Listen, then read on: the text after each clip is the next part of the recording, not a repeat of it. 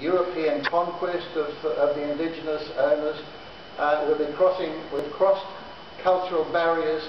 We're still working towards reconciliation in that period of 230 years since Europeans first arrived in that context. Lake Mungo, the archaeology of the first Australians, has become a powerful force or a powerful component in understanding what it means to be Australian, and it has opened up a window for European Australians, a window into an understanding of the immense cultural tradition of the indigenous people who are so often dispossessed and abandoned by European traditions. So, Mungo Man, that sense, I'll be talking a little bit about Mungo Man in that context. One of the important aspects, science and traditional cultures, for me, when scientists started invading the landscape of the Aboriginal people, it caused some sort of concern, but particularly when we started finding human remains. Now that understandably caused a lot of anxiety and in some cases anger. You Europeans are making your academic careers on the basis of our history. That's our history, not yours.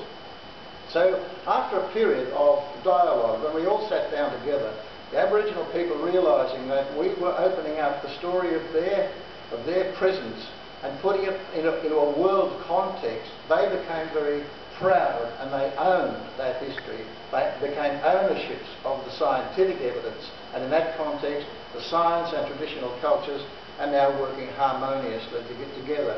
There's a reverse context from there that we might be digging up a lot of important information, but we have also to learn from the indigenous people, and that's an issue which has obviously been discussed in this context in other meetings, and it's an ongoing one for me.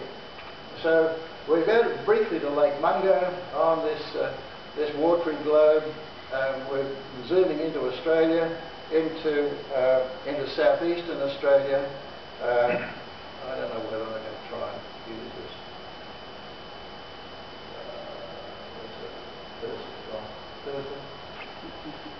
Cursor seems to work this. Anyway, don't worry. We're zooming into Lake Mungo.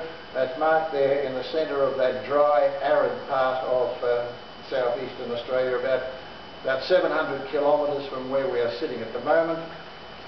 And here we're getting close to the lake, these elliptical shaped lakes, and a view from like an aeroplane looking out northwards over the shores of the lake, the white sandy shore on the east.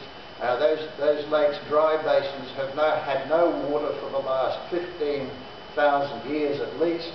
This is another expression of a huge climatic change which has given rise to the face of this part of arid southeastern Australia. But on that shoreline, in those sands, there emerged by natural erosion, was stripping off the surface layers and uncovering the internal anatomy of that sand dune and exposing the remains of the occupants.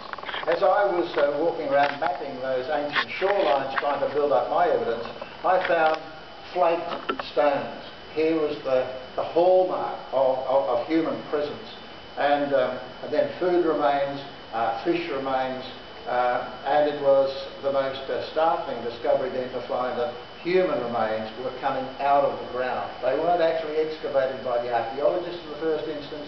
Nature was excavating for them. And now my Aboriginal friends have said to me, and they said, look, you didn't discover Mungo Man, Mungo people, they discovered you. So they have emerged, as it were, to tell us their past stories. So I'm going to show you now a picture of Mungo Man. I do so with some caution and trepidation because it's sacred to Indigenous people, and for me it's an inspirational image, but it's one that requires reverence and humility.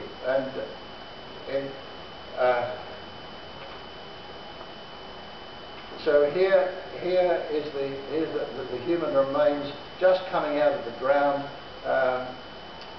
dated, a lot of geological work required to establish the actual age of 41,000 years. But the amazing thing that this image and the whole upper part of the body had been anointed with ochre. The ochre traces, as we were scratching away the sand, these ochre pellets appeared, and then we realised the bone, as the skin had deteriorated, the colour had begun to be expressed on the surface of the cranium and on other parts of the skeleton.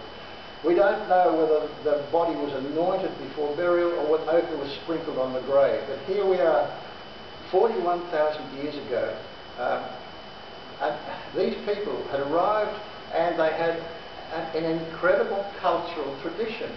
And here, the anointing of ochre, the implication of the spirit world, or the reverence for perhaps the notion of afterlife, but certainly the involvement of a sense of spirituality.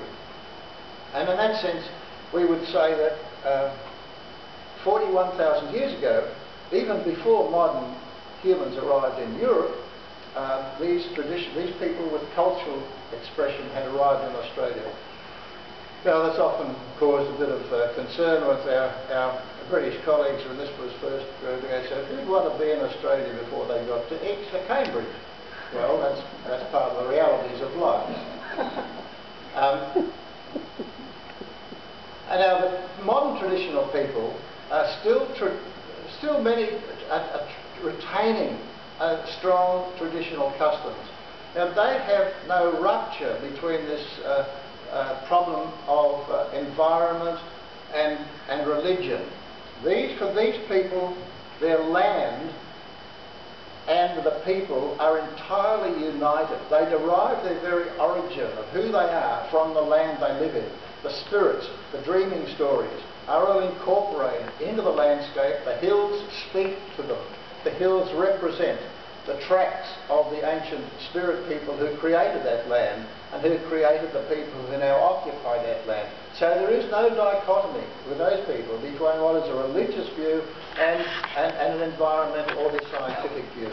Now I mentioned here of Teilhard de Chardin, the Jesuit paleontologist, who in his book The Phenomenon of Man in the 1960s was already expressing that very same concept for the European Western concept.